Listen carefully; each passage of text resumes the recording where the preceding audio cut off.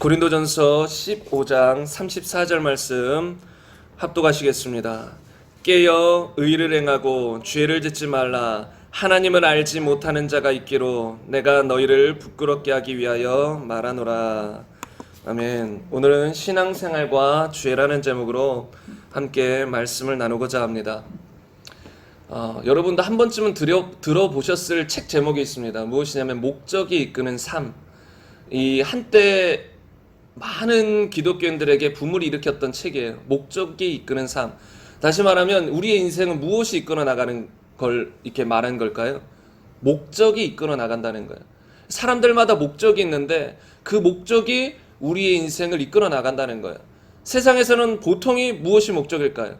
출세, 명예, 돈, 쾌락 이런 게 목적이에요. 그럼 그 목적에 따라 그의 인생이 결정지어지는 거예요. 알게 모르게 자신이 목적을 삼고 있는 것으로 자신의 삶은 끌려나가게 되어 있는 것이죠. 그렇다면 그리스도인의 목적은 무엇일까요? 우리 그리스도인. 여러분 각자의 삶의 목적은 무엇입니까? 안타까운 것은 많은 그리스도인들이 올바른 목적을 가지고 있지 못해요. 그래서 그 이유 중에 하나가 무엇이냐면 구원에 대해서 잘못 알았기 때문에. 무엇이냐면 구원은 한번 받으면 된 것이다. 따놓은 당상이다. 따놓은 것이나 마찬가지다. 그리고 구원은 절대적으로 하나님이 선택해서 되는 거기 때문에 뭐 잃어버릴 수도 없고 없어질 수도 없다. 하나님이 선택했으니까 구원은 따놓았다. 그래서 더 이상 그 사람의 목적이 무엇이 아니에요. 구원이 아닌 거예요. 구원은 따놓은 거니까. 어차피 난 천국 들어가니까 이제 이 땅에서 세상 사람들과 똑같이 먹고 마시고 명예 얻고 출세하고 돈 벌고 한번 잘 살아봐야지. 이런 목적으로 방향이 바뀌어버릴 수 있다는 거예요. 처음에는 눈물로 주 앞에 나와서 구원받고 싶어요 했는데 말씀을 거기까지밖에 모르니까 딱 예수님 믿고 거듭은 났어요. 구원받았어요. 근데 거기서부터 미혹되는 거예요. 아, 나 이제 구원받았어. 구원은 잃어버리지 않아. 이런 말씀을 듣다 보면 어느 순간 내 삶을 쳐서 주 앞에 복종시키는 그런 믿음의 삶을 살아가는데 자꾸 미혹이 들어온다는 거예요. 우리 이 땅 살아보다 보면 여러분은 다 아실 거 아니에요. 죄의 유혹이 있어요, 없어요? 당연히 있죠. 만약에 없다면 제가 그분에게 안수받고 그분을 따라다니고 싶어요. 근데 그런 사람은 없습니다. 죄의 유혹이 없는 사람은 없어요. 심지어 예수님에게도 죄의 유혹이 왔어요. 사단이 유혹까지 하고 잠시 떠나고 나중에는 또 오고 그랬을 겁니다. 그 정도로 예수님도 죄의 유혹을 받으셨고, 왜냐하면 완전한 인간이 돼서 오셨기 때문에 모든 사람은 주님 오시는 그날까지 이 몸이 완전히 변화될 때까지는 죄의 유혹이 평생 따라다녀요. 그런데 마음 자세가 난 구원 받았어. 끝. 그러면 죄에 대해서 경각심을 가지고 평생 죄와 싸우는 싸우는 것은 거의 불가능합니다. 스스로 합리화하고 스스로 미혹된다는 것이죠. 그래서 우리의 목적과 목표는 무엇이 돼야 되냐면 구원이 돼야 돼요. 구원. 왜냐면 여러분 성경을 자세히 한번 살펴보세요. 신앙의 우리의 선배들, 사도 바울을 위시해서 쭉 보세요. 믿음의 선배들에 대해서. 그들의 목적 구원이었습니다. 그들의 목표는 천국에 들어가는 것이었어요. 그래서 사도 바울은 내가 내 몸을 쳐서 복종케 함은 내가 남에게 버림받지 않기, 내가 남에게 복음을 전파한 후에 내가 도리어 버림을 받지 않기 위해서. 다시 말하면 끝까지 구원을 지켜서 난 천국 들어가리라. 그래서 마지막에 사도 바울이 이런 고백을 하잖아요. 내가 나의 달려갈 길을 다 마치고 믿음을 지켰으니. 지킨 결과가 뭐예요? 이제 이후로는 나에게 의의 면류관이 예배되어 있다. 천국 들어간다는 소리입니다. 근데 무엇을 해야 천국 들어간다는 거예요? 믿음을 지켜야 된다는 거예요. 하나님이 나에게 주신 사명, 내가 달려갈 길을 다 마치고, 그것도 다 믿음에 포함되는 거예요. 어떤 사람들이 주님이 나에게 주신 명령, 사명을 알면서도 전혀 그 사명에 관심이 없다. 하나님은 계속 가라 하시는데 안 간다. 그럼 그건 또 무슨 의미인지 아세요? 믿음을 부인하고 있다는 소리예요. 믿지 않고 있다는 소리예요. 우리가 예수님을 믿을 때는 예수 그리스도를 주로 믿는다는 거예요. 근데 주님이 계속 명령하셔도 듣지 않아요. 가라고 해도 안 가요. 그러면 그거는 믿음 자체를 부인하는 거예요. 그래서 마태복음 25장 그쪽으로 쭉 보다 보면 달란트 비유에서부터 시작해서 우리가 하나님 말씀에 불순종하는 사람들 자체도 믿음 자체를 부인한 것이기 때문에 천국에 들어갈 수가 없다는 거예요. 그러니까 우리가 그런 걸 행해야, 뭔가 사명을 감당하고 뭔가 주를 열심히 해야 그것 때문에 내가 의를 얻어서 천국 간다는 소리가 아니라, 우리의 의는 예수 그리스도의 의예요. 십자가에 흘리신 피로 구원을 얻는 것인데, 그 구원을 얻는 사람의 자격이 뭐예요? 참된 회개와 믿음을 통해서 그 의를 얻는 거예요. 내 의가 아니라 예수님으로부터 말미암는 의인데, 참된 회개와 믿음. 근데 회개와 믿음이 뭐예요? 이제는 날 위해 살았다가, 하나님 없이 나만 주인 되어 살았다가 이제 거기서 돌이켜서 하나님을 향해 살아가는 것이에요. 하나님을 향해서. 그런데 하나님을 향해서 살아간다. 그리고 예수님을 나의 임금과 구주로, 주인으로 믿겠다라고 했으면서 그 주인의 왕의 명령을 전혀 순종하지 않는다. 그러면 회개나 믿음 어디서 빵꾸가 났다는 거예요. 잘못되었다는 것이죠. 아니면 중간에 탈선했든지. 그래서 우리는 이 목표를 제대로 세워야 될 줄로 믿어요. 목표. 우리의 목표는 천국입니다. 여러분, 제가 저번 주 시간인가 저저번 주 시간에도 모세의 인생에 대해서 잠깐 나눴었는데, 모세가 정말로 많은 크리스천들이라면 나도 모세와 같이 되고 싶다, 하나님께서 크게 쓰시는 사람이 되고 싶다라는 선한 마음을 품을 수도 있어요. 그런데 모세 인생을 자세히 보면 세상에서 보기에 뭐 엄청난 것을 얻고 뭐 엄청난 걸 누리고 산 사람은 아니에요. 많은 고난을 받았죠. 하나님이 택하셔서 이스라엘 백성들을 출애굽시키는 지도자로 섰지만, 끄떡하면 그 이스라엘 백성들이 어떻게 했어요? 원망하고 불신했어요. 모세를 원망했어요. 그럴 때 또 모세는 중간에서 하나님께 나아가서 어떡합니까? 하나님의 음성 듣고 또 이스라엘 백성들에게 전해주고, 그냥 중간 역할 하다가 마지막에 가나안 땅에 들어가서 풍족하고 안식하며 좀 살아야 되는데 그것도 못하고 그 전에 죽었어요. 그런데 하나님 보시기에는, 물론 모세가 실수한 죄들도 있지만 그거를 제외하고 하나님 보시기에 모세의 인생은 정말로 하나님 앞에 아름다운 인생이었어요. 그러니까 우리 인간적인 시각으로는 뭔가 여러분 살아가다 보면 내가 뭔가를 이루어야 될 것 같고, 내가 지금 뭘 하지 않으면 뭔가 불안하고 초조하고, 다른 사람들이 하듯이 뭔가 재산을 불려나가야 되고, 뭔가 명예를 얻어나가야 되고, 뭔가 얻어야 된단 말이에요, 이 땅에서. 그래야 나도 뭔가 좀 잘 살았어, 인생 잘 살았어, 이렇게 생각하는데 그거 다 속는 거예요. 여러분, 인생 잘 사는 방법은 딱 하나입니다. 하나님 말씀대로 사는 거예요. 솔로몬이 마지막 이 인생의 말년에 깨달은 거, 하나님의 말씀을 지킬 따름이다. 그게 인생이라는 거예요. 골로새서의 말씀처럼 모든 만물은 하나님으로부터 말미암았고 하나님을 위해 지은 바 되었다 그랬어요. 그럼 인생은 결국은 하나님 안에서 하나님 말씀을 지키며 살아가는 것이 인생이라는 거예요. 그게 참 복된 것이에요. 우리가 그래서 방향 설정을 잘해야 돼요. 내 인생의 방향 설정을. 우리가 까딱 잘못하면 방향 설정이 흐트러져요. 여러분도 아시겠지만 이 땅에는 볼거리, 먹을거리, 들을거리, 즐길거리들이 한두 개 있는 게 아니에요. 수없이 많아요. 지금은 TV만 키면, 유튜브만 보면 수없이 볼 게 많아요. 좀 나가봐요. 시내로 나가봐요. 놀거리가 수없이 많아요. 평택은 그나마 좀 덜한 것 같아요. 이제 서울이나 이런 데 가면 24시간 놀거리들이 수없이 많을 거예요.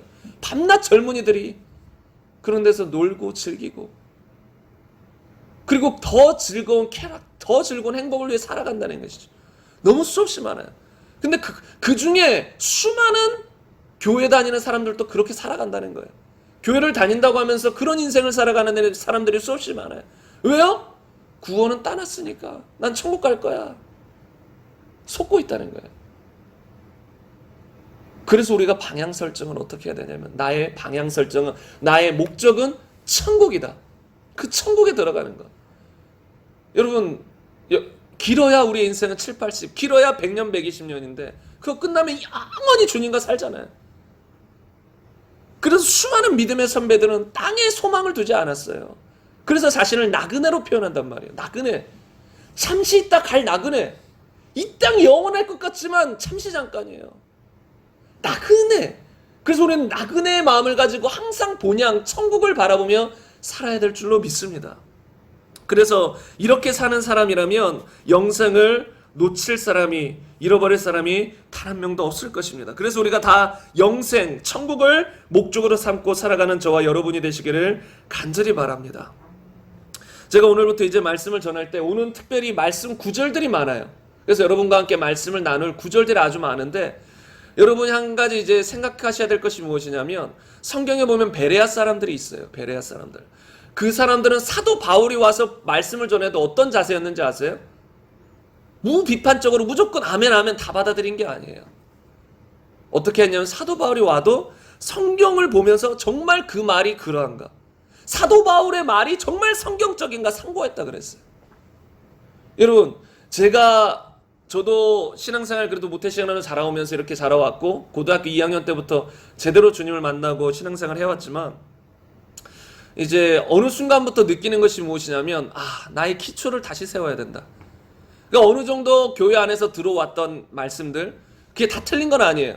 근데 상당수가 내가 그냥 교회에서 듣던 말씀, 그리고 사람들에게 듣던 말을 진리인 것처럼 생각하고 살아온 경우들이 많아요.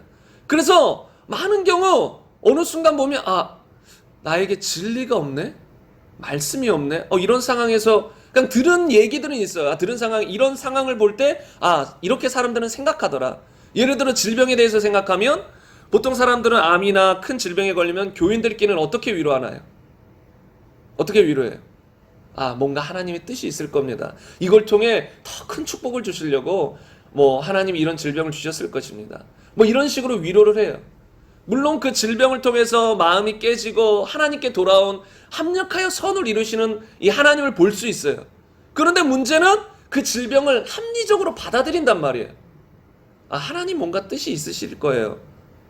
그래서 이 질병을 주셨어요. 근데 그 순간 우리가 어떤 기도를 못하는지 아십니까? 고쳐주세요 기도 못합니다.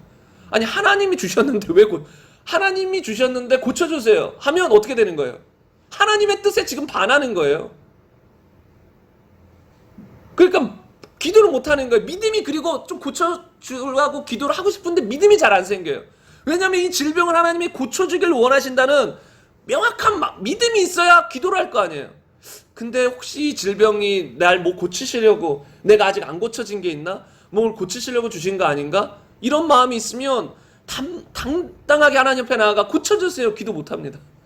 그래서 성경에서 믿는 자에게 따르는 표적 중에 병든 자에게 손을 얹은 적 나으리라 그랬잖아요. 당당하게 손은 못 얹어요. 저 사람의 죄가 있는가 없는가 그것부터 계속 따져보고 그래야지 당당하게 손 못 얹어요. 근데 예수님은 한 번도 본인에게 나오는 사람들, 죄인들이었어요 다. 그들에게 너 이 죄가 해결돼야 고쳐줄 거야, 이 성격 좀 고쳐야 고쳐줄 거야, 이러지 않았어요. 믿으면 다 고쳐주셨어요. 믿으면 다. 그러니까 제가 왜 이런 말씀을 드리냐면, 우리가 가진 생각 속에 성경에 입각하지 못한 생각들이 아주 많다는 거예요. 저는 지금도 보면 내가 어떤 것을 생각할 때 이것에 대한 성경 말씀을 내가 제대로 모르는구나. 들었던 이야기는 있고 그것으로 생각은 했지만 성경적인 정확한 이 뼈대가 없구나 라는 영역들이 있어요. 그래서 우리가 이 말씀들을 들을 때 단지 제가 어떤 것을 해석한 것, 그것도 들어야 되지만, 왜냐면 그것이 성경적인 해석을 저는 하려고 하기 때문에, 근데 그런 해석에 뒷받침되어 있는 성경 구절들을 우리가 알고 있고 그것이 우리 안에 심겨져 있어야 돼요. 그래야 그게 영원히 남는 거예요. 여러분이 위급한 상황에서는 무엇이 생각나는지 생각해야 되냐면 말씀 구절 생각해야 돼요. 목사님이 누가 했던 말 의미 없습니다. 그것이 성경적인 기반을 가지고 한 말이면 의미가 있지만, 왜냐하면 성경 말씀이니까. 결국은 우리가 어디에 기반을 둬야 되냐면 성경에 기반을 둬야 돼요. 그래서 제가 성경 말씀을 많이 이렇게 할 텐데, 여러분이 이런 말씀들을 듣는 건 때때로 지루할 수도 있어요. 어떤 성도들에게는. 왜냐하면 이제 한국교회 보통 그러잖아요. 목사님들이 웃긴 이야기, 재미난 이야기, 그리고 또 뭔가 감동, 내 마음에 와닿는 이야기, 아니면 내 상황, 지금 상황에 딱 들어맞는 이야기를 막 해주면 사람들의 눈이 막 밝아져요. 막 공감이 되니까. 근데 말씀 구절들을 이야기하고 성경을 막 풀어헤치면 눈을 감습니다. 왜요? 관심이 없어요. 여러분, 저는 기도 많이 하는 사람 참 좋아요. 그런 사람 좋아요. 근데 기도 많이 하는데 말씀에 별로 관심이 없다, 예배에서 말씀에 집중하지 않는다, 저는 신앙생활 제대로 하는 것이라고 보지 않아요. 왜냐하면 성경은 단지 기도하는 게 신앙생활이라고 말하지 않아요. 핵심은 말씀 위에 걸어가는 거예요. 말씀 안에 기도하라는 것도 들어가 있는 것이지 기도가 신앙생활이 아니거든요. 그래서 우리가 잘못 생각하면 기도하면 나 신앙생활 잘하고 있어라고 생각할 수 있어. 또는 나 전도하면 신앙생활 잘하는 거야. 헌금하면 신앙생활 잘하는 거야. 교회 예배 잘 나오면 신앙생활 잘하는 거야. 아니에요. 성경은 말씀 위에서 살아갈 때 신앙생활 잘한다고 합니다. 그래서 여러분 말씀에 관심이 있어야 돼요. 여러분 말씀을 통해서 여러분의 삶이 결정돼요. 어떤 삶? 영원한 삶이 결정돼요. 이 땅에서의 삶도 결정되고 영원한 삶도 결정돼요. 그래서 우리가 정말 말씀에 귀를 기울여야 된단 말이에요. 때때로는 무거운 말씀들도 있어요. 딱딱한 말씀들도 있어요. 그럴 때 우리가 어떻게 해야 되냐면 귀를 기울여야 돼요. 저도 수많은 목사님들의 설교를 듣죠. 많은 목사님들을 듣진 않아요. 워낙 지금 이 시대에는 혼동스럽기 때문에 정말 진리를 선포하는 그런 목사님들의 설교를 듣는데, 어떤 목사님들의 설교를 들을 때는 저는 육체가 피곤하잖아요. 그래도 그분의 설교를 들을 때는 정신이 깨요. 몸은 피곤한데 머리는 막 깨가지고 계속 들어요. 그리고 유튜브로 들을 때 단 한순간도 놓치지 않으려고 해요. 왜요? 단 한순간을 놓치면 그 다음에 흐름을 제가 놓칠 수 있기 때문에. 근데 그걸 놓치지 않으려고 집중이 돼요. 근데 그게 노력해서 되는 게 아니라 이 안에서 사모하기 때문에 자동으로 되는 거예요. 근데 저는 또 수많은 목사님들의 설교를 들을 때 듣자마자 한 2, 3분이면 졸음이 옵니다. 왜요? 제 스스로 닫아요, 귀를. 듣고 싶지가 않아요. 말씀이 안 들어있어요. 그리고 우리는 영이기 때문에 영적으로 느낀단 말이에요. 저게 영으로 하는 말인지 육으로 하는 말인지. 물론 저도 한 10분 막 들어보려고 해요. 근데 들어보려고 하는데 금이 안 나와요. 여러분이 예를 들어 금을 캐는 이제 사람이라고 하면 땅을 캐다 보면 가끔씩이라도 금이 나와야 좀 캘 맛이 나잖아요. 근데 뭐 1시간, 2시간, 10시간을 캐도 금이 안 나와요. 그럼 지치죠. 설교 시간에는 금을 얻으려는 거예요. 모든 말을 들으려는 게 아니라 그 설교 가운데 들어있는 진리를 얻으려는 건데, 진리가 안 나오면 영적인 사람들은, 영을 사모하는, 하나님을 사모하는 사람들은 답답합니다. 그리고 졸려요. 듣고 싶지가 않아요. 근데 반대로 진리의 말씀들이 쏟아지면 계속 들어요. 그냥 피곤해. 육은 피곤해도 이 정신이 깬단 말이에요. 영이 막 사모하니까 들은단 말이에요. 그러니까 여러분도 이런 마음이 있어야 된다는 거예요. 진리를 사모하는 마음. 때때로 어려운 말씀들이 있어요. 근데 그걸 우리가 소화해야 될 필요가 있다는 거예요. 우리가 언제까지 영적인 어린아이로 살아가냔 말이에요. 우리도 장성한 자로서 하나님의 말씀들을 잘 곱씹어 먹고 그 안에서 걸어가야 된단 말이에요. 제가 서두가 이렇게 길어지는 이유는 제가 말씀을 쭉 해나갈 때 중요하기 때문에, 이 말씀을 집중하지 않으면 그냥 예배 시간에 온 거 그거밖에 없어요. 온 건 안 온 것이나 별 차이가 없을 수도 있다는 거예요. 그래서 여러분 집중하여서 이 말씀을 함께 나눴으면 좋겠습니다. 그리고 우리가 말씀을 들을 때 초점이 무엇이냐면, 새로운 걸 한번 알아보려고, 뭐 영적인 신비한 거 들어보려고. 물론 말씀 듣다 보면 그런 것들이 부분 들어있을 수 있어요. 근데 초점이 그게 아니라는 걸 알아야 돼요. 그리고 뭐 신비한 거 하나, 성경이 계시되지 않은 것들을 막 뭔가 새로운 것들을 알고 싶다. 물론 우리는 그런 마음이 들 수 있죠. 저도 성경 보면 궁금한 게 한두 가지가 아닌데.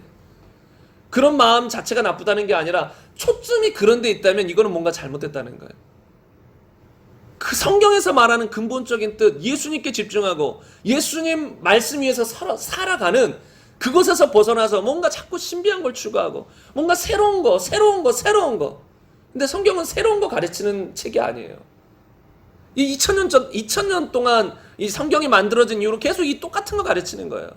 그 안에서 또 성령이 계시하셔서 더 깊이 있게, 더 새롭게 말씀을 전하는 것뿐입니다. 한번 이 말씀 구절 함께 보겠습니다. 우리가 이제 말씀 구절 또 졸릴 수도 있으니까 다 같이 말씀 구절 이런 걸 읽을 때 좀 한번 같이 읽겠습니다. 신명기 29장 29절인데요. 함께 읽겠습니다. 감추어진 일은 우리 하나님 여호와께 속하였거니와 나타난 일은 영원히 우리와 우리 자손에게 속하였나니 이는 우리에게 이 율법의 모든 말씀을 행하게 하려 하심이니라. 세 번역 말씀으로도 함께 보겠습니다. 세 번역 말씀 함께 읽겠습니다. 이 세상에는 주 우리의 하나님이 숨기시기 때문에 알 수 없는 일도 많습니다. 그것은 주님의 것입니다. 그러나 하나님은 그의 뜻이 담긴 율법을 밝히 나타내 주셨으니 이것은 우리의 것입니다. 우리와 우리의 자손은 길이길이 이 율법의 모든 말씀에 순종해야 합니다. 현대인의 성경으로도 보겠습니다. 우리 하나님 여호와께서 우리에게 아직 나타내시지 않은 비밀도 있지만 이미 계시해 주신 이 율법은 우리와 우리 자손들이 영원히 지키라고 주신 말씀입니다. 제가 이 말씀 구절을 함께 읽었냐면 성경에는 모든 것을 적지 않았다는 거예요. 하나님은 그리고 우리에게 모든 것을 가르쳐 주시지도 않아요. 그리고 감당할 수도 없어요. 모든 영적인 원리, 온 우주 만물의 모든 원리들을 우리에게 알려준다고 하는데 우리가 어떻게 다 알아요? 하나님의 깊은 마음을 다 알 수가 없다는 말이에요. 그래서 감추어진 일들이 있어요. 근데 우리에게 나타내 주신 것이 있어요. 그것이 뭐예요? 율법, 하나님의 말씀이란 말이에요. 그러니까 우리가 말씀을 들을 때, 성경을 읽을 때 초점 맞춰야 되는 건 무엇이냐면 우리에게 주신 이 율법, 이것은 뭐예요? 우리와 우리 자손들이 영원히 지키라고 주신 거예요. 그래서 성경은 단지 무엇인가 새로운 걸 깨닫고 아는데 멈추면 되는 것이 아니라 항상 초점이 지켜야 된다. 내가 오늘 말씀을 듣고 지켜야지. 내가 뭔가 말씀과 잘못된 부분, 말씀과 일치하지 않은 부분이 있으면 지켜야지. 그런 마음으로 말씀을 들어야 될 줄로 믿습니다. 고린도전서 10장 5절부터 함께 읽어보겠습니다. 이 뜻을 잘 생각하시면서 함께 읽겠습니다.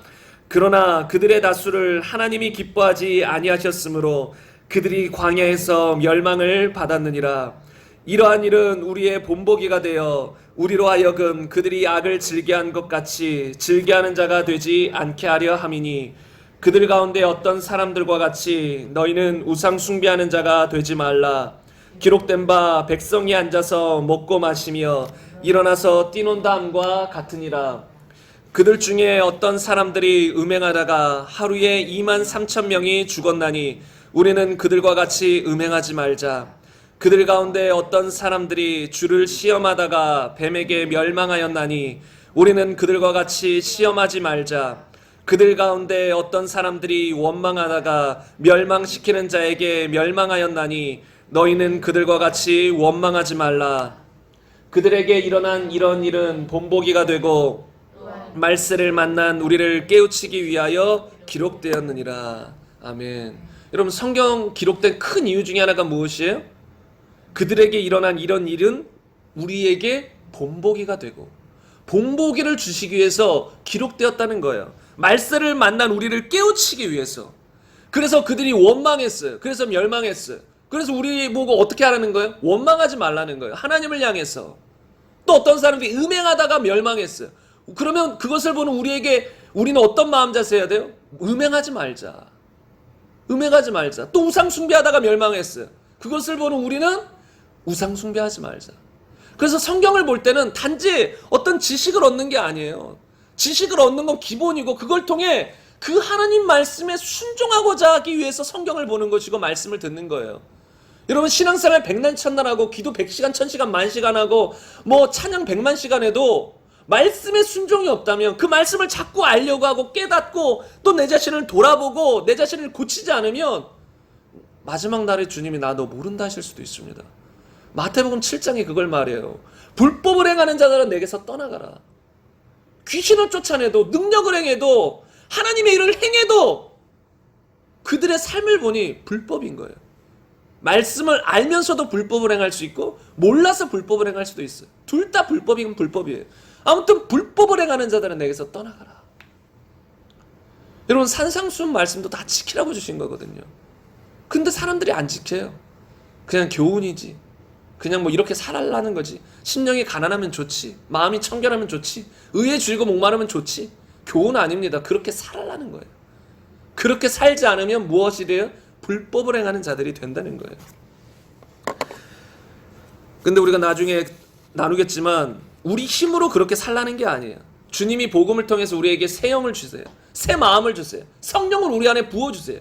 그래서 우리가 그 말씀대로 살아갈 수 있도록 도와주신단 말이에요. 그게 그래서 은혜인 거예요. 나의 힘이 아니라 주의 은혜로 그렇게 살아간다는 것이죠. 그리고 야고보서 1장 21절부터 한번 말씀 보겠습니다. 다 같이 읽겠습니다. 그러므로 모든 더러운 것과 넘치는 악을 내버리고 너희 영혼을 능히 구원할 바 마음에 심어진 말씀을 온유함으로 받으라. 너희는 말씀을 행하는 자가 되고 듣기만 하여 자신을 속이는 자가 되지 말라. 누구든지 말씀을 듣고 행하지 아니하면 그는 거울로 자기의 생긴 얼굴을 보는 사람과 같아서 제 자신을 보고 가서 그 모습이 어떠했는지를 곧 잊어버리거니와 자유롭게 하는 온전한 율법을 들여다보고 있는 자는 듣고 잊어버리는 자가 아니요 실천하는 자니 이 사람은 그 행하는 일에 복을 받으리라. 아멘. 여기서 보면 너희는 말씀을 행하는 자가 되고 듣기만 하여 자신을 속이는 자가 되지 말라. 이것도 말씀을 듣는 우리의 자세에 대해서 말하고 있어요. 말씀은 항상 행하려고 들어야 되는 거예요. 주의 말씀에 순종하려고. 성경은 크게 두 가지로 나눠져 있어요. 하나님의 약속, 하나님의 명령. 약속은 어떻게 해야 될까요? 믿어야죠. 하나님의 약속은 우리가 온전히 신뢰하면 돼요. 치유하신다, 그럼 믿으면 돼요. 구원하신다, 믿으면 돼요. 근데 또 명령이 나와요. 순종하라는 명령이 나온다는 거예요. 기뻐하라, 기도하라, 쉬지 말고 기도하라, 죄를 짓지 말라. 다 수많은 명령들이 나와요. 그럼 그것은 우리가 순종해야 된다는 거예요. 약속은 믿고 명령은 순종해야 된다는 거예요. 그래서 여러분 이 말씀을 들을 때도 여러분 자신을 한번 계속 살펴보시기 바랍니다. 되새겨보시기 바랍니다. 그러면서 이 말씀을 함께 나눴으면 좋겠습니다. 오늘 제목이 무엇이냐면 신앙생활과 죄입니다. 신앙생활과 죄. 제가 저번 주에 구원의 세 가지 시제에 대해서 여러분과 말씀을 나눴어요. 구원의 세 가지 시제, 그것이 무엇이었죠? 구원을 과거에 받았으니, 그리고 구원을 지금 현재에 이루어 가야 된다. 그리고 마지막 날에 최종적인 구원을 받을 것이다. 이것이 무엇이었냐면 에베소서 2장 8절 보겠습니다. 함께 읽겠습니다. 너희는 그 은혜에 의하여 믿음으로 말미암아 구원을 받았으니 이것은 너희에게서 난 것이 아니요 하나님의 선물이라. 여기 보면 믿음으로 말미암아 구원을 받았으니, 이게 기존 기독교에서 하는 이야기들이죠. 그리고 틀린 얘기가 아니고 맞는 이야기예요. 요한 1서에서도 보면 너희에게 영생이 있음을 알게 하려 함이라. 예수님을 정말로 믿었다면, 회개하고 예수님을 주인으로 믿었다면 그 사람은 구원받은 것이에요. 그날 언젠지는 모르겠죠. 구원파처럼 막 그날을 알아야 되는 거 아니에요. 저도 몰라요. 그냥 고등학교 2학년 때 아마 그 부흥의 때였을 것이다, 이렇게 생각할 뿐이죠. 그런데 정말로 우리가 회개하고 예수님을 주인으로 믿었다면 구원을 받은 거예요. 영생을 얻은 것이라는 거예요. 근데 기존 기독교에서는 여기까지 말한 것도 감사하지만 여기까지만 말했기 때문에 큰 오류가 한국교회에 퍼져나가 버린 거예요. 구원을 받았으니 여기까지가 구원인 거예요. 여기서 끝났다는 거예요, 구원은. 그래서 우리가 어떤 삶을 살아도 구원 받았으니까 됐다는 거예요. 그런데 성경은 전혀 그렇게 말하지 않죠.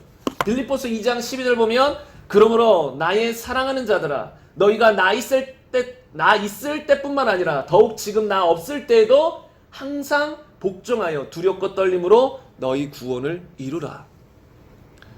제가 가끔 말씀드리지만 여러분, 구원을 이루어 나간다. 다시 말하면 우리의 구원은 어떤 의미에서 유지해야 되는 거예요. 또는 지켜야 되는 거예요. 왜요? 잃어버릴 수 있기 때문에. 만약에 구원을 잃어버리지 않는다면 저는 아마 목사도 하지 않을 수도 있고 교회를 안 다닐 수도 있어요. 맞잖아요. 그런 신앙 상태라면 마음껏 살아도 천국 가는데, 여러분 신앙생활은 때로 고통이 따라요. 왜냐하면 육신을 쳐서 복종시켜야 돼요. 내 삶을 쳐서 복종시켜야 돼요. 미워하는 사람이 생겨도, 원수가 생겨도 사랑해야 돼요. 육적으로는 힘들 때가 있단 말이에요. 근데 사랑하고 나면, 용서하고 나면 평안하지만 때때로 고통스러울 때가 있어요. 그리고 사도 바울처럼 이렇게 두렵고 떨릴 이유가 있나요? 구원은 따놨습니다. 구원 받았습니다. 어떻게 살든 천국 갑니다. 두렵고 떨릴 이유가 전혀 없어요. 근데 사도 바울은 본인의 이 말씀 중에도 여러 번 나오지만 구원을 잃어버릴 수 있다는 걸 여러 번 말해요. 그래서 그걸 알았기 때문에 두렵고 떨림으로 구원을 이루어 나가야 된다. 받은 구원을 지켜나가야 된다는 소리입니다. 그러다 보면 최종적으로 어떤 일이 벌어져요? 천국에 들어가시도록 구원하시리니.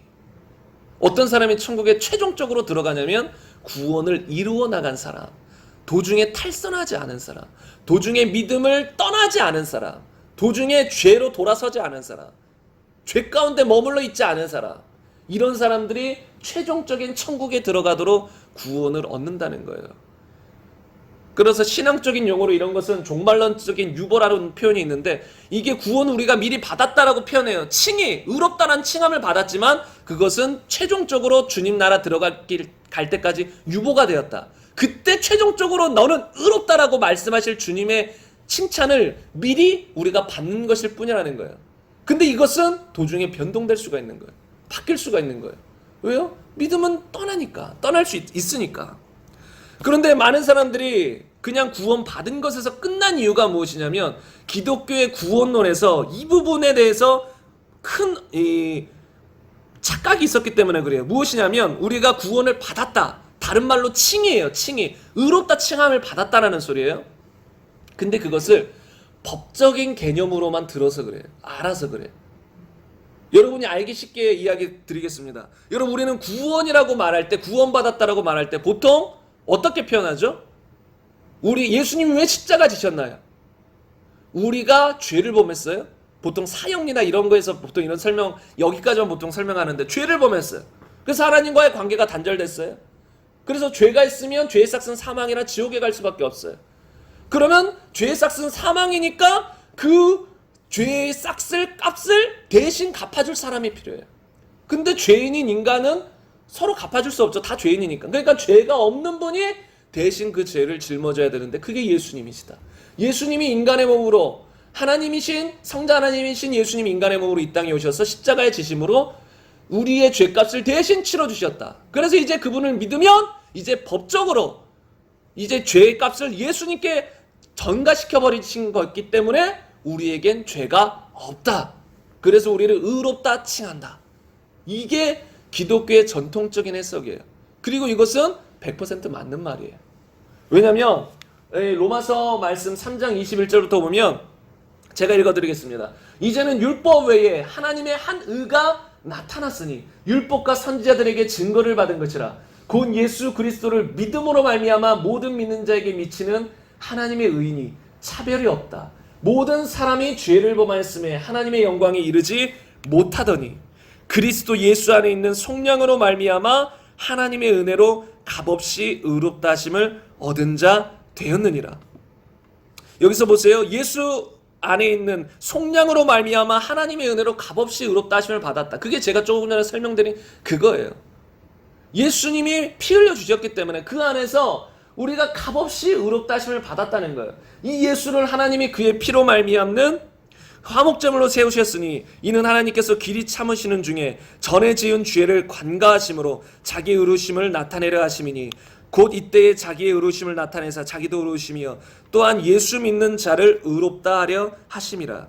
이게 법적인 측면이거든요. 죄가 있으면 반드시 하나님 앞에서는 이게 죄값이 치러져야 되는 거예요. 그래서 그 죄값을 예수님이 치르신 거다. 예수님이 이제 우리 대신 우리의 죄값을 치렀으니 우리는 의롭다. 이게 법적인 측면이에요. 그리고 이것은 진리예요. 그런데 문제는 성경에 보면 이 구원 받았을 때 이거는 법적인 측면이지, 더 깊이 들어가면 구원을 무엇이라고 말하냐면 관계라고 말해요. 관계적인 측면이다. 단지 법이 아니다. 여러분, 하나님과 우리 사이는 그냥 법적인 관계 그 정도 수준이 아니잖아요. 그냥 딱딱한 법적인 다다닥 그게 아니라 관계잖아요. 하나님은 이 구약에서부터 신약에 이르기까지 나는 너희의 하나님이 되고 싶다. 계속 말씀하시거든요. 이스라엘 백성들을 향해서도 너희는 나의 백성이 되고 난 너희의 하나님이 되리라. 요한계시록에서도 나는 너희의 하나님이 되고 너희는 나의 백성이 되리라. 계속 하나님이 원하시는 건 관계예요. 나는 너희의 하나님, 너희는 나의 백성. 이 관계를 원하신다는 거예요. 그런데 많은 경우 이 관계를 사람들이 간과해요. 구원에 대해서. 회개라는 것도 관계적인 측면이에요. 하나님을 떠나 하나님을 버렸잖아요. 탕자처럼. 아버지의 권세 안에서, 아버지의 통치 안에서, 아버지의 집안에서 살기 싫어요. 내 재산을 가지고 내 맘대로 살고 싶어서 떠났잖아요. 그러다가 허랑방탕에 살다가 고통받다가 돌아왔잖아요. 그게 뭐예요? 회개잖아요. 아버지의 통치 안으로, 아버지의 집안으로, 아버지의 가족 안으로 돌아온 것이에요. 관계란 말이에요. 관계. 아버지와의 관계. 근데 사람들이 이것을 관과했다는 것이죠. 야고보서 4장 4절 말씀을 보겠습니다. 여기서 보면 가늠한 여인들아 세상과 벗된 것이 하나님과 원수됨을 알지 못하느냐. 여기서 원수라는 건 무슨 의미예요? 관계적인 거잖아요. 관계. 그전에는 하나님을 믿기 전에는 죄악 가운데 있을 때는 하나님과 원수된 관계였다는 거예요. 원수된 관계. 그래서 골로새서 1장 21절 이하에 보면 전에 악한 행실로 멀리 떠나 마음으로 원수되었던 너희를. 전에는 우리가 하나님과 원수라는 거예요. 이제는 그의 육체의 죽음으로 말미암아 화목하게 하사. 구원이 뭐예요? 하나님과 화목하게 하는 게 구원이에요. 화목하게 하는 거. 법적인 측면이 기본 베이스에 깔려 있지만 또 그 이면에는, 동전의 이면에는 하나님과 우리의 관계가 화목된 것이에요. 하나님은 그토록 우리를 사랑하시고 우리와 함께하고 싶어요. 그런데 무엇이 가로막았어요? 죄가 가로막았어요. 그래서 법적으로 그 죄를 해결해버리고 이제 우리와 관계를 맺겠다는 거예요. 화목하게 우리와 함께 살겠다는 것입니다. 그래서 로마서 10장 말씀을 보면 곧 우리가 원수 되었을 때에 그의 아들의 죽으심으로 말미암아 하나님과 화목하게 되었으니. 여기서도 원수된 우리를 하나님과 화목시켰다. 관계를 의미하는 거예요. 한 구절만 더 보겠습니다. 로마서 6장 1절 이하에 보면 그런즉 우리가 무슨 말 하리요? 은혜를 더하게 하려고 죄에 거하겠느냐? 그럴 수 없느니라. 죄에 대하여 죽은 우리가 어찌 그 가운데 더 살리요? 무릇 그리스도 예수와 합하여 세례를 받은 우리는 그의 죽으심과 합하여 세례를 받은 줄을 알지 못하느냐? 여기서는 관계를 넘어서서 연합을 말해요. 예수님과 함께 십자가에 죽었다는 거예요. 예수님과 함께 부활했다는 거예요. 영적으로. 그래서 많은 사람들이 이렇게 그 당시에서도 바울에 대해서 좀 바울의 말을 오해하고 바울을 비난했던 것 중에 하나가 이런 것이었던 것 같아요. 무엇이냐면 바울이 이 은혜로 다 받는다고 하니까 그리고 죄가 많은 곳에 은혜가 넘친다. 왜냐하면 큰 죄일수록 더 크게 하나님이 다 용서해 주는 거 아니에요. 모든 죄를. 그러니까 죄가 넘칠수록 죄가 커질수록 은혜가 더 넘친다니까 막 사람들이 그럼 우리가 더 죄 지으면 되는 거 아니냐. 그럼 더 큰 은혜를 받자. 죄 더 짓고 더 큰 은혜 받자. 이렇게 비난하고 조롱했던 사람이 있는 것 같아요. 그래서 사도 바울이 이런 말을 하죠. 그런즉 우리가 무슨 말 하리요? 은혜를 더하게 하려고 죄에 거하겠느냐? 그럴 수 없느니라. 왜 그럴 수 없을까요? 죄에 대해서 죽었다는 거예요. 예수님을 믿는 순간 나는 내 마음의 기본 베이스가 뭐예요? 나는 십자가와 함께 예수님과 죽었다는 거예요. 옛 자아는 예수님과 함께 십자가에 죽은 게 된 거예요. 그 전에 나를 위해 살던 삶은 끝났다라는 거예요. 그게 신앙생활의 출발인 거예요. 이해가 가세요? 신앙생활의 출발은 죄를 조금씩 끊어가는 게 아니에요. 믿는 순간 끊는 거예요. 모든 죄로부터 돌아서는 거예요. 부자 청년은 죄악들이 거기 성경에 보면 없었어요. 다 하나님 말씀을 잘 지켰어요. 그 성경만 봤을 땐. 그런데 단 한 가지 우상이 있었죠. 돈. 다른 건 다 하나님 말씀을 지켜도 한 가지 버리지 못한 우상, 돈에 대한 마음. 그것을 버리지 못해서 구원 못 받은 것입니다. 여러분, 그래서 우리가 예수님 믿는 것은 조금씩 변해가는 거. 이거는 종교놀이에요. 그런 거 없습니다. 예수님 믿기 시작한 순간이 어떤 다짐인지 아세요? 내가 하나님 떠났습니다. 죄졌습니다. 그 모든 것에서 돌이킵니다. 이게 신앙생활 거듭남의 출발입니다. 이게 믿음이에요. 기본 베이스예요. 그래서 이게 기본적인 신앙 고백이라는 거예요. 내가 그리스도와 함께 십자가에 못 박혔나니 그런즉 이제는 내가 사는 것이 아니요 내 안에 그리스도께서 사시는 것이라. 갈라디아서 2장 20절에 바울의 고백은 그때 기독교인들에게 기본적인 신앙 고백이에요. 기본적인. 좀 신앙이 높은 사람의 고백이 아니라 믿기 시작한 사람부터 이런 고백을 한단 말이에요. 나는 이제 주님과 함께 즐겁습니다. 나는 이제 주님과 함께 살겠습니다. 모든 죄로부터 돌아선 거예요. 물론 살다 보면 또 우리가 연약해서 죄에 넘어지는 것, 그것은 있을 수 있어요. 그런데 이 기본 마음 자세가 완전히 바뀌었다는 거예요. 근데 어떤 사람들은 교회 다니고 예수님 믿는다고 하면서도 이런 마음을 품고 있죠.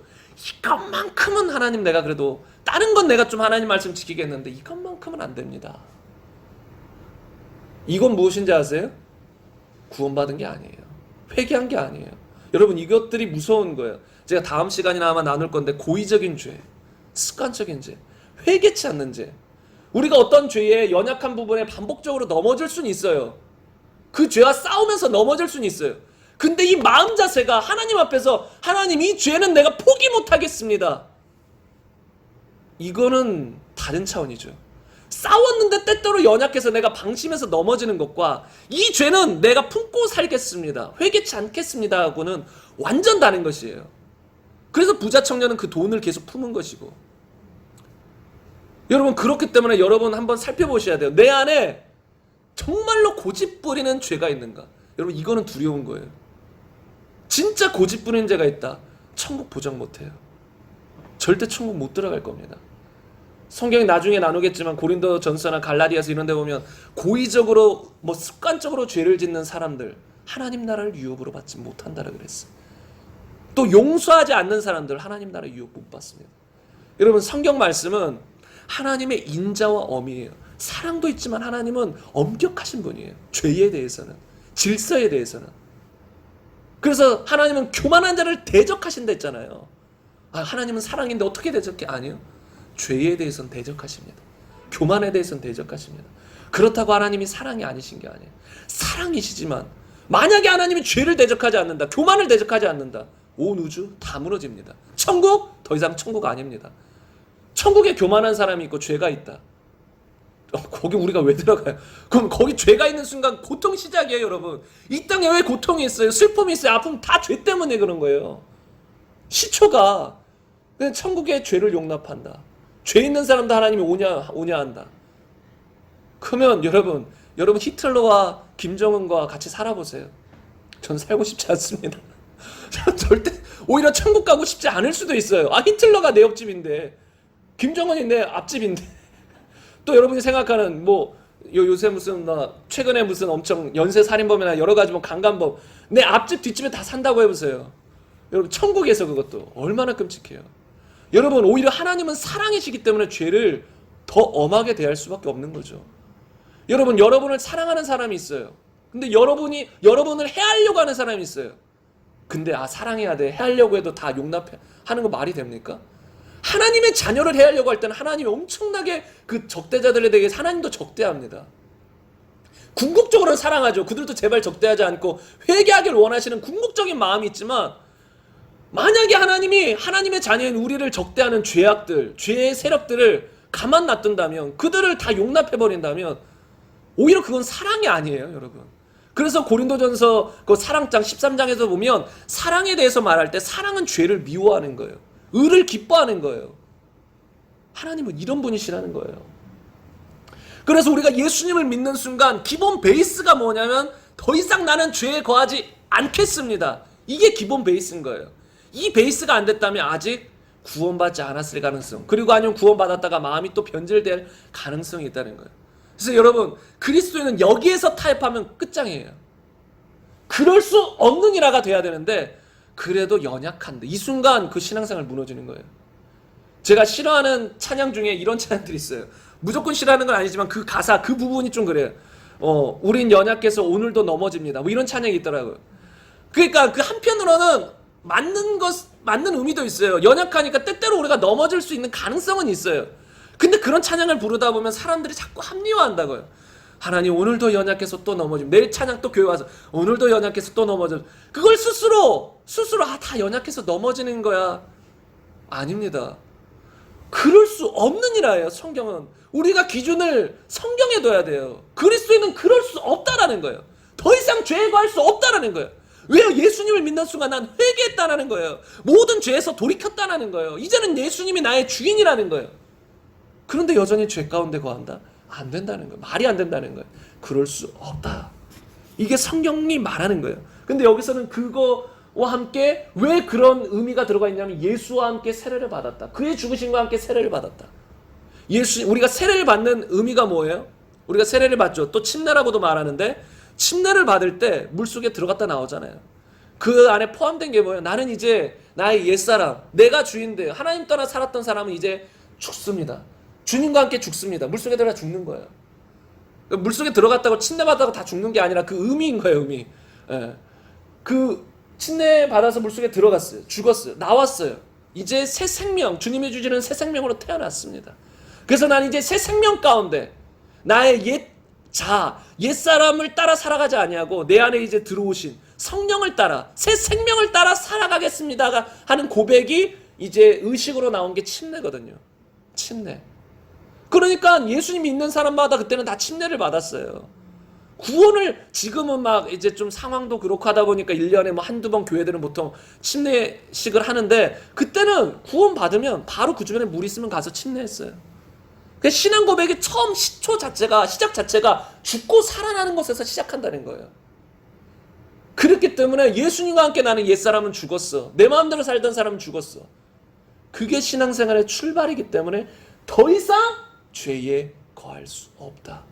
이 마음을 여러분은 절대로 포기해서는 안 돼요. 여기를 치고 들어와요. 누가요? 죄가, 마귀가. 그럴 수도 있지. 야, 한번 타협하는 거 괜찮아. 이러면서 치고 들어와요.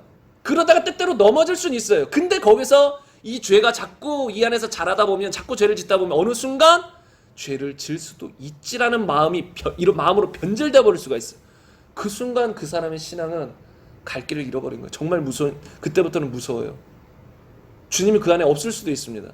왜? 이제 죄를 마음껏 짓겠다는데, 죄와 싸우지 않겠다는 소리잖아요. 그럴 수 없다 라는 마음으로 싸워야 되는데 이제 죄 짓겠다, 그냥 습관적으로 짓겠다. 무서운 것입니다. 그래서 우리는 구원에 대해서는 아까 말씀드렸듯이 법적인 측면이 있지만 이렇게 관계적인 측면이 있다는 거. 하나님과의 관계예요. 그러니까 그 관계를 깨트리는 죄하고 우리는 싸워야 될 줄로 믿습니다. 여러분, 제가 신앙생활이 무엇이라고 했습니까?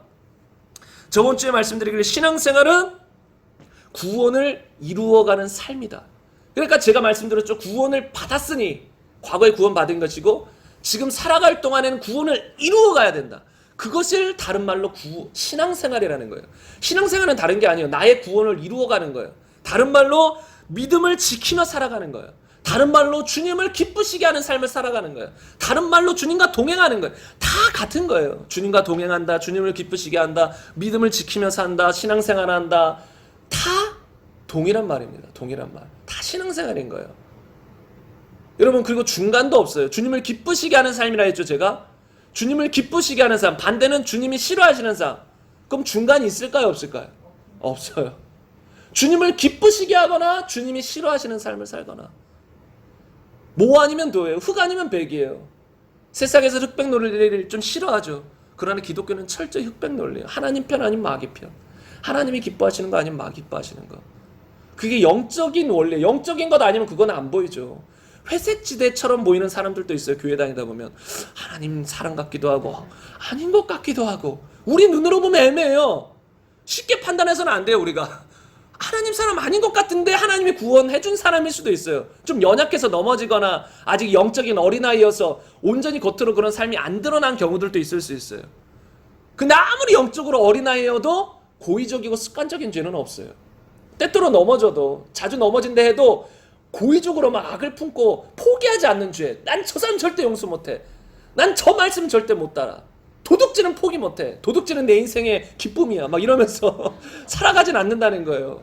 뭐 도벽, 저는 그건 뭐 어떤 느낌인지 모르겠어요. 도벽 있는 사람은 막 예수님 믿고도 나중에 막 도둑질을 하고 싶은가 봐요. 도둑질은 나의 기쁨이야. 더 뭐 좀 이게 뭐 예전에 오래전에 뭐 영화나 이런 거 보다 보면, 지금은 영화나 이런 것도 안 보려고 하지만 영화나 이런 걸 보다 보면 도둑질 뭐 이런 거 관련된 영화들도 많이 있더라고요. 그런데 보면 어떤 사람들은 돈을 벌고 싶어서 도둑질을 하기도 하지만 어떤 사람들은 자신의 명예를 위해 도둑질하기도. 더 귀한 보물, 절대로 뚫리지 않는 저 보석을 얻어버리라 막 이러면서 도둑질하는 거. 그런 걸 삶의 낙수로, 기쁨으로. 그리고 도둑질 안 하면 뭔가 허전해요. 뭔가 길거리 가다가 어떤 지갑이라도 하나 훔쳐가야 될 것 같아. 이런 거. 이렇게 포기하지 못하는, 아무리 영적인 어린아이여도 그리스도 안에서 이런 죄는 없다는 거예요. 기본 베이스가 주님과 함께 죽은 것이기 때문에. 그런데 우리가 이제 하나님과 회복된 관계에 머물러야 되잖아요. 제가 말했죠. 신앙생활, 하나님과 관계에 회복된 관계에 머무르는 것, 구원을 이루어가는 것, 그리고 중간은 없다라는 것. 중간은 없다라는 것. 아까 제가 그 말씀 드렸었는데 회색지대에 있는 사람들처럼 보이는 거. 우리는 그래서 교회 안에서 누구를 쉽게 정죄하거나 비판하거나 판단해서도 안 돼요. 주님이 하실 거예요. 우리는 사랑으로 섬기면 되는 거예요. 겉으로 무엇이 드러나요? 죄악이 드러나요. 그럼 권면은 해야 돼요. 권면하지 않으면 그 죄값을 우리가 받을 수도 있어요. 그래서 성경에 좀 이따 나오지만 누가 죄 가운데 빠져 있는 게 겉으로 드러났어요. 그런데 우리가 그냥 모른 채예요. 그러면 그 사람은 멸망하겠죠? 죄 때문에? 우리도 그 죄값을 치러야 돼요. 그래서 왜요? 옆 사람이 지금 빠져 죽고 있는데 우리가 무시해요. 그러면 그거는 믿음을 저버린 거예요. 하나님의 믿음은 곧 사랑으로 표현되는 믿음인데, 아니 옆에서 물에 빠져 죽는데 하나님을 믿는다고 하면서 건져주질 않아요. 노력도 안 해요. 그러면 그 죄값을 너에게도, 전하지 않은 너에게도 이렇게 물으리라. 예수님이 하신 말씀이에요. 하나님이 하신 말씀. 그래서 오늘의 핵심적인 이 신앙생활이라는 것 자체는 무엇이냐면 구원을 이루어 나가는 것. 다른 말로 하나님과 우리가 관계가 회복됐잖아요. 그 관계 속에 계속 서서 걸어가는 거예요. 다른 말로 동행하며 살아가는 거예요. 동행하며, 하나님과 동행하며. 그래서 흙과 백이라는 거예요. 동행하든 안 동행하든. 동행하며 하나님이 기뻐하시는 것이고, 동행하지 않는 건 죄 가운데 머무는 것이고, 불순종하는 것이고, 그럼 하나님이 싫어하시는 것이고, 중간은 없다라는 것이죠. 근데 이렇게 하나님과 신앙생활을 이어나가야 되잖아요. 다시 말하면 동행하며 살아가야 되잖아요. 구원을 이루어 나가야 되잖아요. 근데 이 관계를 유지하기 위해서 가장 중요한 단어가 있어요. 그게 뭐냐면 오늘 제목에 나왔던 것처럼 죄예요. 죄. 관계를 유지하기 위해서는 이 죄가 없어야 되는 거예요. 그리고 죄와 싸워야 된다는 거예요. 물론 우리가 죄를 아예 안 져야 천국 들어간다는 건 아니에요. 그러면 제가 저번에 말씀드렸듯이 저는 산속에 들어가서 아무 생각도 안 하다가 빨리 죽기를 바라야 돼요. 죽기를 아무 생각 안 할 때 죽어야 돼요. 그래야 천국 가는 거예요. 예수님 분명히 생각만 잘못해도 그거 다 죄로 지적하시는 거예요. 마음에 음욕을 품어도 죄인 거고 마음에 미워해도 죄인 거예요. 그 마음의 중심을 보시는 거예요. 그래서 예수님은 너희가 서기관과 바리새인보다 낫지 않으면, 의롭지 않으면 너 천국 못 들어간다. 그게 우리의 마음까지 우리는 지켜야 된다는 소리예요. 서기관과 바리새인들은 외적으로만 지켰잖아요. 마음은 썩어 문드러졌어요. 믿음도 버리고 의도 버리고 정의도 버렸다고 예수님이 지적했어요. 회칠한 무덤이다. 다 버렸다. 마음에 있는 것들 중심 다 버렸어요. 근데 우리는 어때야 된다 그랬어요? 중심까지 지켜야 된다고 했어요. 그 말씀을 하시면서 바리새인들보다 의로워야 된다고 말씀하시면서 겉으로 가는 말 아니라 속으로 음란을 품어도, 이 음란한 생각을 품어도 가늠이다 이렇게 지적해버린 거예요. 그러니까 바리새인들보다 서기관들보다 나은 마음까지 지키려고 하는 순수한 마음이 없이는 누구도 천국 못 들어간다는 거예요. 그게 그리스도인의 모습이에요. 그리스도인의 모습. 그러니까 이 하나님과의 관계를 깨트리는 것이 있는데 그것이 뭐예요? 죄예요. 죄. 그래서 우리가 신앙생활을 하나가는 건 이 죄와의 싸움인 거예요. 다른 말로 죄와의 싸움. 우리가 향방 없이 막 싸우는 게 아니에요. 정확히 목표를 알아야 돼요. 죄가 싸움이다. 그리고 여기서 나중에 또 설명하겠지만 우리가 어떤 사람들은 자꾸 내 자신 나 아직 죽지 않았어. 자아가 죽지 않았어. 이건 아니에요. 이런 싸움은 끝났어요. 언제요? 예수님 믿는 순간. 로마서 6장 보면 우리가 예수님과 함께 십자가에 못 박혔나니? 라고 표현되어 있어요. 과거예요. 우리의 옛사람, 옛자아가 예수님과 함께 십자가에 못 박혔어요. 죽었어요. 그리고 우리는 이 안에서 새로운 본성이 나왔어요. 그러나 우리가 여전히 이 변하지 않은 육신과 이 혼적인 영역, 죄성이 남아있기 때문에 우리가 싸워야 될 건 그쪽인 거예요. 그쪽. 여전히 난 죽지 않았어. 그렇게가 아니라 난 죽었어. 난 주님과 함께 죽었어. 이런 믿음으로 가야 되는 거예요. 평생 어떤 사람들은 아직도 난 덜 죽었어. 우리는 이런 싸움이 아니라 이제는 고백 자체가 바뀌어야 되는 거예요. 나는 이제 예수님과 함께 죽었다. 난 새로 태어난 사람이야. 여러분이 죄성이 여전히 있어도, 죄의 유혹이 있어도 여러분의 영이 거듭났다면, 새로운 본성에 태어났다면 여러분은 새 사람인 것입니다. 성경에서 거듭났다, 새 사람은 겉사람 말하는 거 아니에요. 새로운 본성, 영적으로 변화됐다는 거예요. 새롭게 태어났다는 거예요. 그래서 이런 고백을 해야 돼. 나는 새롭게 태어났다. 여전히 육신적으로 죄 유혹이 와도 나는 아니야. 나는 새로운 사람이야. 나는 너에게 굴복하는 옛사람이 아니야. 하고 그 죄를 대적해야 된다는 거예요. 나 자신에게 자꾸 나 더 죽어야 되는데 이게 아니라 믿음으로 난 죽었어가 돼야 되는 거예요. 이제는 고백이 바뀌어야 돼요. 바울처럼 난 죽었다. 우리 다 같이 한번 이거 한번 따라해 보겠습니다. 난 죽었다. 이게 조금 여러분들 중에 처음 들어보시는 분들은 헷갈리실 수 있을 수도 있어요. 근데 많은 복음주의 계열의 목사님들이 이걸 외쳐요. 난 죽었다. 예수님과 함께 죽었다. 이것이 우리의 기본 믿음으로 자리 잡고 그 다음에 이제 그 믿음을 대항하는 육신의 정욕들과 싸우는 것이죠. 그래서 사도 바울도 자기 자신을 죽이려고 하는 것 자체가 내 몸이었던 거예요. 내 자아를 난 죽어야 돼, 덜 죽었어. 아니요, 사도 바울은 분명히 나는 그리스도 함께 십자가에 못 박혀 죽었나니 난 죽었다라고 했어요. 그럼에도 불구하고 쳐서 복종시키는 건 뭐예요? 내 몸인 거예요. 내 육체인 거예요. 육체 안에 들어있는 정욕들, 안 좋은 그런 것들, 그걸 복종시키는 거예요. 그런데 신앙생활 자체가 이것이거든요. 이렇게 내 육신을 쳐서 죄를 이기며 살아가는 것. 그래서 그리스도인을 다른 말로 이기는 자라고 성경은 표현해요. 이기는 자. 그리스도는 이기는 자거든요. 지는 자는 천국에 들어갈까요? 못 들어갈까요? 못 들어가요. 다 이기는 자가 들어가요. 제가 말했지만 온전히 죄를 하나도 짓지 않는 게 아니에요. 죄와 싸워서 나의 인생 전체를 봤을 때 주님이 넌 이겼구나. 이게 돼야 되는 것이지. 이게 돼야 되는 것이지 뭐 죄 하나 졌다고 그게 아닌 거예요. 주님의 통치 안에서 죄를 멀리하고 싸우며 주님의 통치 안에 거한 사람은 이긴 자가 되는 거죠. 그래서 제가 이 몇 구절 여러분과 더 말씀 나누고 싶은데 이 말씀 함께 보겠습니다. 세 번역으로 볼 텐데요. 로마서 11장 22절 말씀입니다. 함께 읽겠습니다. 그러므로 하나님의 인자하심과 준엄하심을 생각해 보십시오. 하나님은 넘어진 사람들에게는 준엄하십니다. 그러나 그대가 하나님의 인자하심에 머물러 있으면 하나님이 그대에게 인자하게 대하실 것입니다. 그렇지 않으면 그대도 잘릴 것입니다. 여기서 분명히 말하잖아요. 그대도 잘릴 것입니다. 우리는 포도나무, 하나님은 예수님은 포도나무고 우리는 가지, 접붙임이 되어 있잖아요. 그렇게 비유가 된다고요. 연합되어 있다는 소리예요. 근데 잘려진다는 거예요. 여기서 분명히 말하잖아요. 하나님의 인자하심과 준엄하심을 보라. 많은 사람들이 준엄하심만 보기도 해요. 어떤 교회에서는 무서운 하나님만 봐요. 어떤 교회에서는 인자하심만 봐요. 사랑 사랑 사랑. 그래서 지옥도 없다. 영혼도 나중에 사라진다.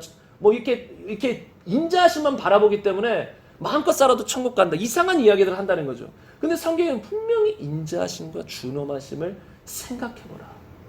넘어진 사람들에게는 준엄하시다.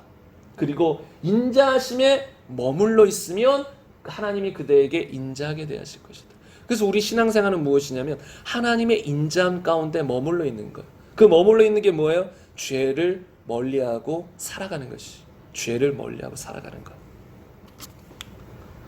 제가 읽겠습니다. 요한일서 2장 22절을 보면 그는 우리 죄를 위한 화목제물이니 우리만 위할 뿐 아니요 온 세상의 죄를 위하심이라. 예수님이 왜 이 땅에 오셨어요? 예수님은 십자가에 죽으신 것 자체가 제물이라고 표현되어 있는데 화목제물이에요. 근데 무엇을 없애는 화목제물이에요? 죄를 없애는, 죄를 위한 화목제물인 거예요. 죄를 위한. 그러니까 하나님 관계에서 가장 중요한 게 무엇이냐면 우리 관계를 깨트리는 것이 무엇이냐면 죄라는 거예요. 죄.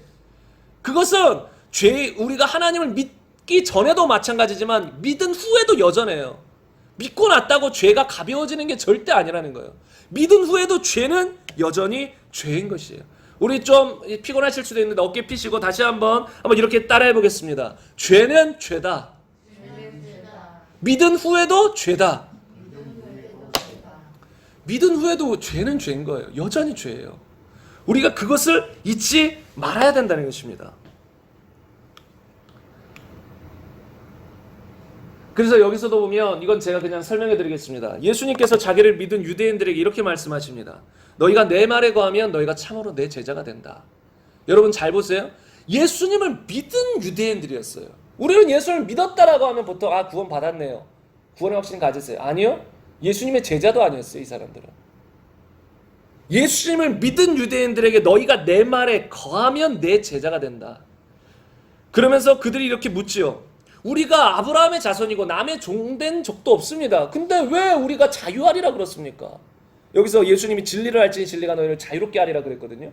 왜 우리가 자유로워져야 됩니까? 우리는 종된 적도 없는데. 그러니까 예수님이 죄를 짓는 자마다 죄의 종이다.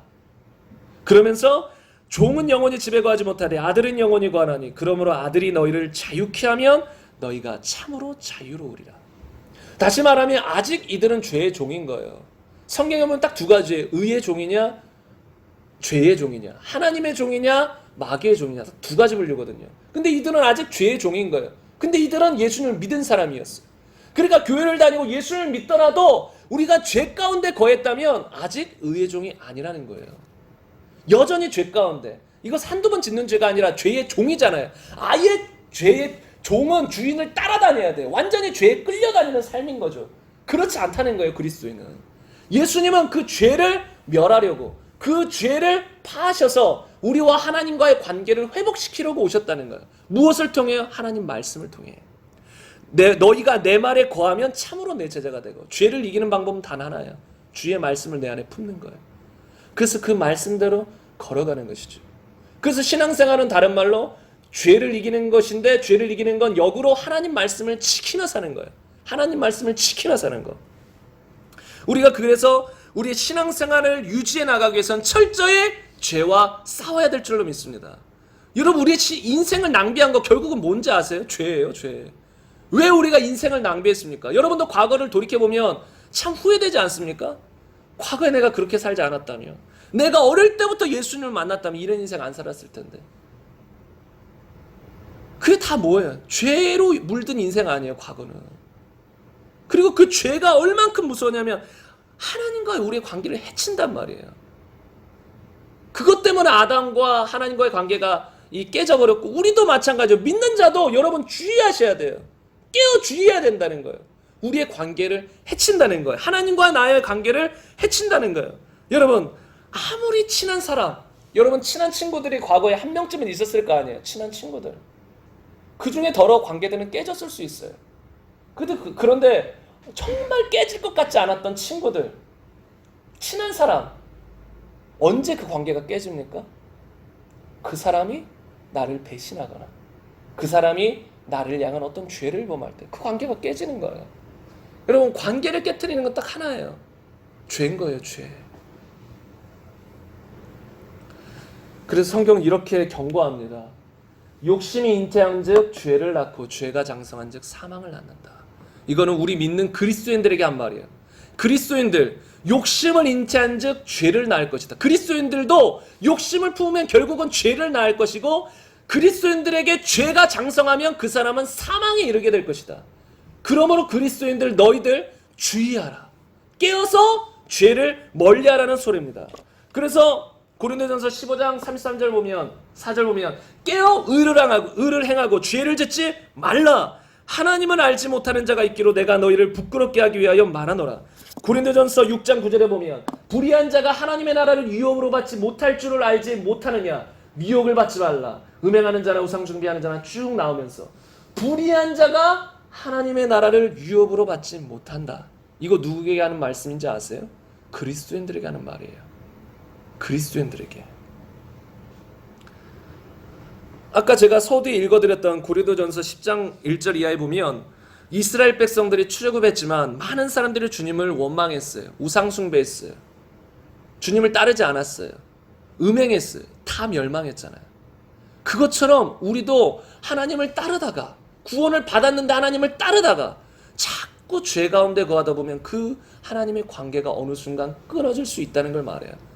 한 번 죄졌다 끊어지는 건 아니겠지만 그 죄가 완고해지고 커지다 보면 우리와 하나님과 사이의 죄가 그 죄 때문에 끊어진다는 거예요. 그 관계가. 그래서 우리가 주의해야 한다는 것입니다. 여러분, 마지막 이제 3대지예요. 마지막 3대지인데 여러분이 이 죄에 대한 심각성을 아셨으면 좋겠어요. 죄에 대한 심각성. 가볍게 여기지 마세요. 죄는 철저히 멀리해야 돼요. 가볍게 여기다 보면 죄는 가만히 안 있어요. 좀 가만히 있으면 좋겠어요. 그냥 바늘도둑이 바늘도둑으로 머물렀으면 그나마 나아요. 근데 우리 속담이 그걸 잘 말해주잖아요. 바늘도둑이 커서는 뭐가 돼요? 소도둑이 되는 거예요. 여러분, 죄는 항상 불어나요. 커지지 줄어들지 않아요. 사단, 결국은 죄를 부추기는 세력이 마귀인데, 마귀가 처음에는 큰 죄를 짓게 하다가 나중에 야 너무 크다, 죄 크게 진다, 좀 적게 지어라, 야 너무 끔찍하다, 좀 덜한 죄 지어라. 마귀가 이럴까요? 아니요. 마귀는 우리를 지옥으로 끌고 가려고 하기 때문에 더 큰 죄를 짓게 만들어요. 처음에는 작은 죄를 짓게 만들지만 그걸 계속 불린단 말이에요. 그래서 우리가 죄를 심상히 가볍게 여기면 안 될 줄로 믿습니다. 근데 여러분, 죄는 쉽게 말하면 뭐예요? 죄. 제가 오늘 이것만 딱 말하고 말씀 맞추려고 하는데, 죄를 쉽게 말하면 딱 두 가지 구분법이 있는데, 죄는 첫 번째 구분법은 무엇이냐면 대상을 향한 죄예요. 두 대상인데, 하나님을 향한 죄, 인간을 향한 죄. 십계명에도 보면 첫 번째부터 네 번째까지는 하나님이잖아요. 나 위에 다른 신을 섬기지 말라. 너를 위해서 다른 우상을 섬기지 마라. 그리고 나의 이름을 망령되이 일컫지 말라. 다 하나님을 향한 계명인 거예요. 그러니까 우리가 죄라고 여겼을 때는 하나님을 향한 이 죄가 있고, 사람을 향한 죄, 도둑질한 죄, 간음한 죄, 남의 물건을 탐한 죄, 뭐 부모를 공경하지 못한 것, 이런 거 다 죄잖아요. 사람을 향한 죄. 여러분, 우리가 이런 걸 제가 말씀드리는 건 여러분 이걸 인식하셔야 돼요. 아, 이게 죄구나. 그리스도인들 중에 죄를 죄로 여기지 않고 살아가는 사람들도 많이 있는 것 같더라고요. 여러분, 이게 죄예요. 우상 숭배 죄입니다. 그리고 여러분, 잠을 많이 자는 거 죄일까요? 죄 아닐까요? 아닐 수도 있고 맞을 수도 있어요. 예를 들어 어떤 사람이 몸이 정말 피곤해요. 막 잠 푹 자버렸어요. 그렇다고 그 사람이 꼭 죄라고는 여기지 않다고 생각해요. 그런데 예를 들어 하나님이 주신 어떤 사명이나 소명이 있고 또 마음이 있어요. 내일 일어나서 하나님이 너 반드시 뭐 누구에게 가서 복음을 전해야 된다. 근데 복음을 전할 시간이 한창 지났는데도 계속 그냥 잠만 자요. 침대 속에서 뒹굴어요. 그러면 잠 자체는 죄가 아닐지라도 그 하나님의 명령, 순종을 어긴 것, 불순종으로 인한 죄가 된다는 것이에요. 여러분, 우리가 예를 들어 뭐 뉴스 보는 거 당연히 죄 아니겠죠? 드라마 보는 거 그냥 잠깐 한번 봤다라고, 뭐 길거리 가다가 뭐 식당에서 뭐 드라마 안에 봤다고 그것 자체가 죄로 여기지는 않을 거예요. 근데 드라마에 빠져 산다. 드라마로 나의 삶을 채우려 한다. 그것이 나의 인생의 행복이다. 그러면 그것은 문제가 되는 거예요. 왜요? 그것이 하나님보다 우상이 될 수 있기 때문에. 그래서 죄는 크게 하나님을 향한 죄와 인간을 향한 죄, 이것을 우리가 회개해야 되고 이것을 평생 짓지 않고 살아야 되는 거예요. 그리고 또 두 번째 구분법이 있는데, 이것은 무엇이냐면 하는 죄와 안 하는 죄가 있어요. 여러분, 마지막입니다. 집중해서 들으세요. 이게 너무 중요해요. 하는 죄와 안 하는 죄, 이런 말은 처음 들어보셨을 수도 있어요. 무엇을 해도 죄가 되고 무엇을 안 해도 죄가 돼요.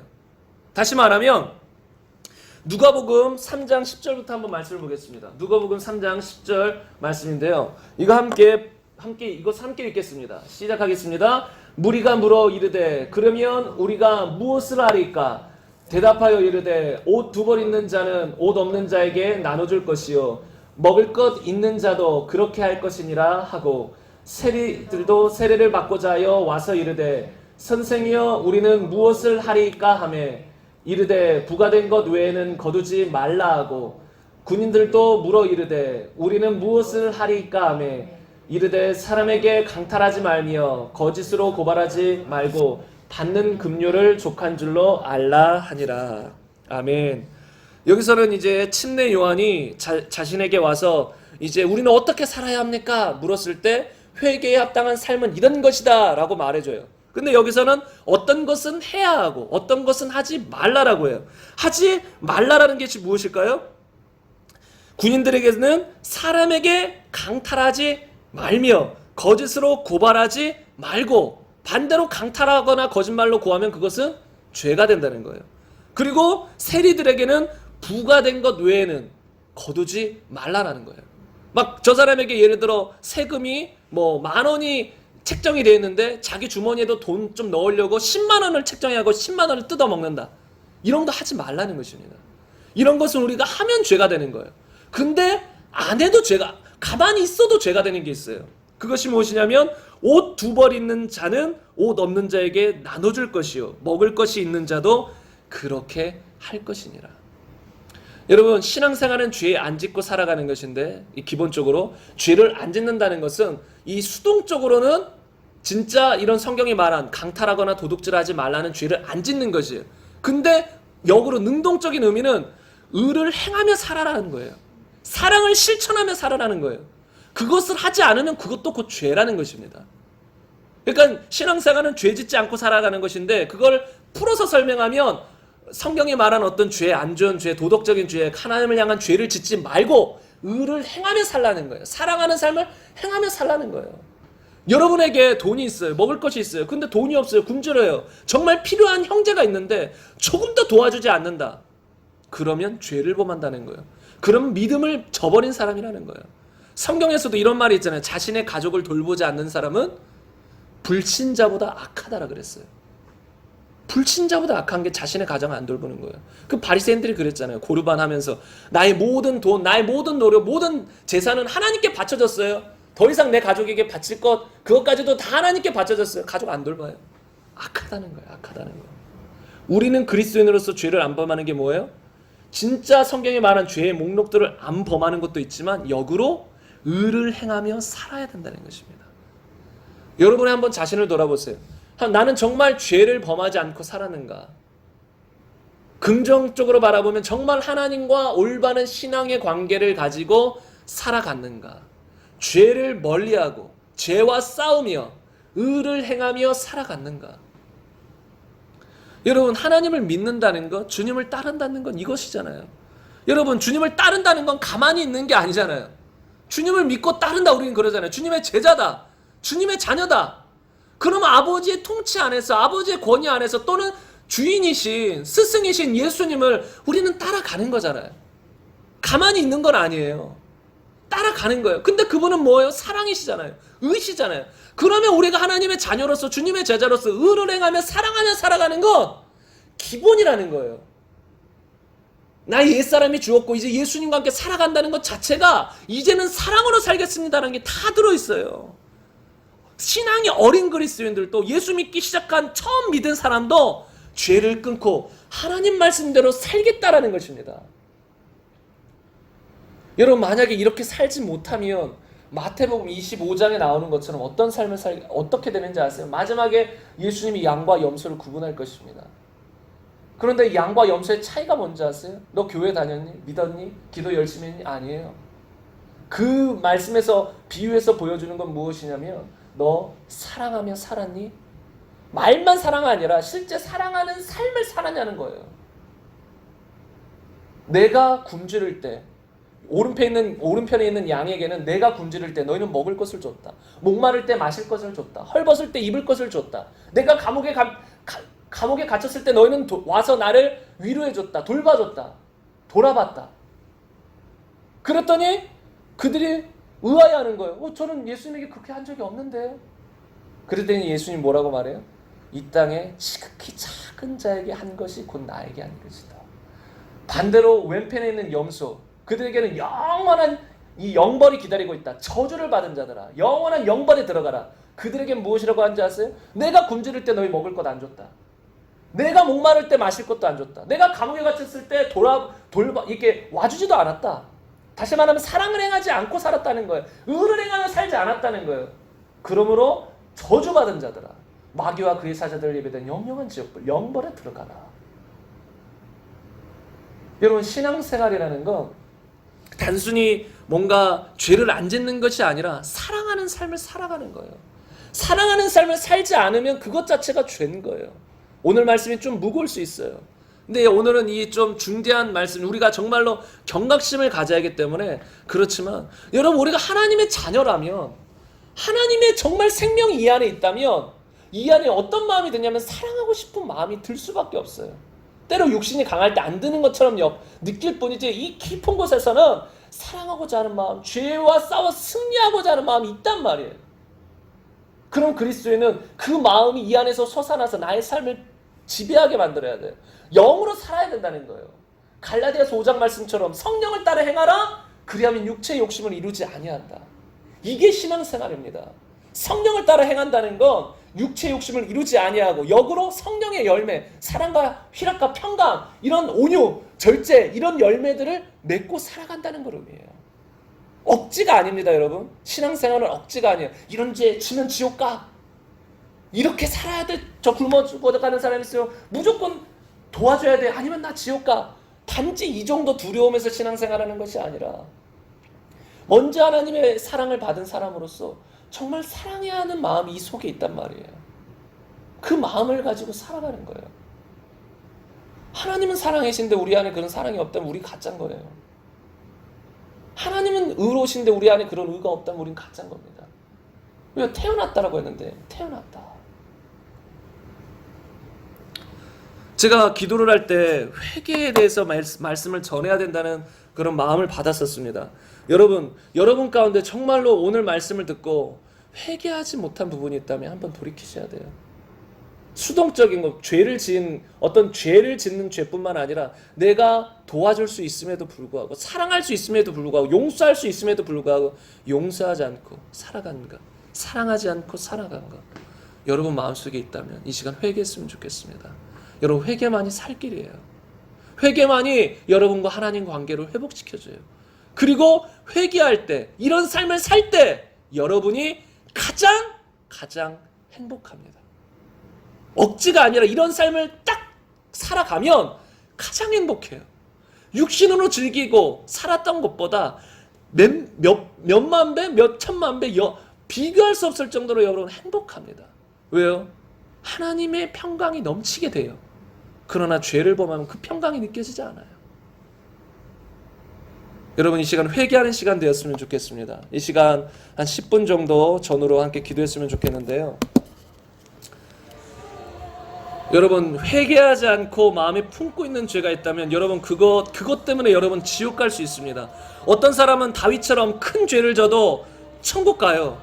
근데 어떤 사람들은 마음에 작은 죄 같았지만 그것 때문에 지옥 갈 수도 있습니다. 왜요? 완고한 마음을 가지고 회개하지 않기 때문에.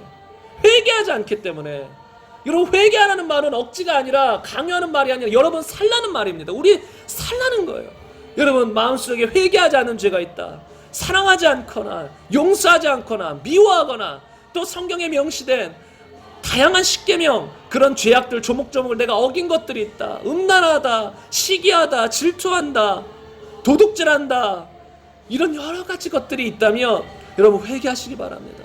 마음을 돌이키시기 바랍니다. 그리고 우리의 초점을 예수 그리스도께 맞추는 이 시간 되었으면 좋겠습니다. 우리 시간 함께 기도하며 나아가겠습니다. 다시 기도할 텐데요, 여러분 안에 있는 숨은 죄악을 주님 알고 계세요. 여러분, 이 시간은 회개하는 시간이에요. 오늘의 말씀의 주제는 회개입니다. 여러분, 하나님은 알고 계세요. 옆에 사람은 모릅니다. 가족도 모릅니다. 자녀도 모릅니다. 부부도 모릅니다. 그런데 주님은 알고 계십니다. 여러분, 제 마음에 지금 자꾸 그런 마음이 들어요. 여러분 안에 있는 모두가 아닐지 몰라도 여러분 누구 가운데 숨은 죄가 있다면, 그것이 크든 작든 하나님 앞에 죄인 걸 알면서도 포기하지 않는 죄, 부자 청년처럼 포기하지 않는 돈을 품고 있는 죄, 명예를 품고 있는 죄, 고집, 아집, 자존심 다 주님 앞에 품고 있는 죄가 될 수 있습니다. 여러분, 그런 품고 있는 죄가 있다면 그 은밀한 죄, 하나님은 그거 지금 내어놓으시라는 거예요. 말씀 다 지켜도 소용없다는 것입니다.